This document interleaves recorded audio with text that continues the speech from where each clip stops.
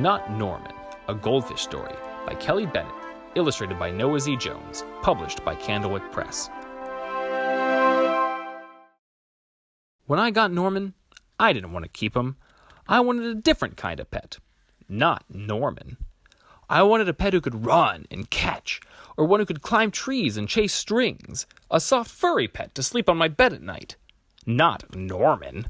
All Norman does is swim around and around and around and around and around and around and around and around. This is it, Norman, I decide. I'm trading you for a good pet. Norman doesn't move. Not even a fin twitches. How can I trade him like this? No one will want a sorry-looking fish in a gunky bowl. When I drop Norman into his nice clean bowl, he starts dipping and flipping, flapping his fins around. He looks so goofy I have to laugh. Don't think that just because you made me laugh, I'm going to keep you, I tell him. Tomorrow, you're out of here. Norman blows a stream of bubbles. The next day, I take Norman to school with me. If I talk him up real good during show and tell, maybe someone will want him. On the way there, we see my friend Austin. Austin has a real cool dog. And 7 puppies. Want to swap one of your pups for Norman? I ask. Who's Norman? Asks Austin.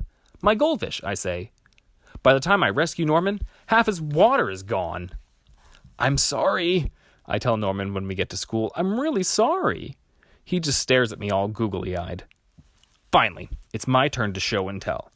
Just as I start to talk about goldfish, Emily shouts, Jenny's gone! Who let my snake loose? Does anyone hear the story of how I got Norman?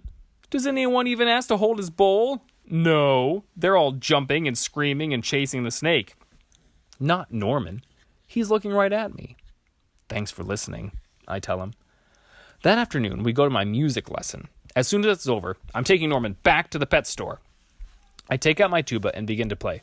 Bum bum bum ba, ba ba ba boo, boo boo boo bee. As I glance over at Norman, he's swaying back and forth. Glug glug glug glug, he mouths. Look, Norman's singing, I say.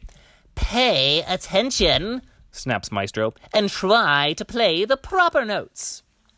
Maestro makes me stay for extra practice. By the time my lesson is over, it's too late to go to the pet store. Don't think that just because you like my music, I'm going to keep you, I tell Norman. He glugs. That night, I'm sound asleep when screech, screech. What's that noise? Scratch, screech, screech. Yikes, there's something at the window. And then, out of the corner of my eye, I spot Norman. He isn't scared. He isn't swimming around in circles either. He glugs and gives me a little wave. I'm not alone. Together, Norman and I slide open the curtains. It was just a broken tree branch. Thanks for watching out for me, Norman. On Saturday, I take Norman to the pet store, just like I said I would. I look at the cats and dogs and snakes and birds. I look at the hamsters and the mice and lizards too. They all look like good pets, but they are not Norman. When I got Norman, I wasn't sure I wanted to keep him.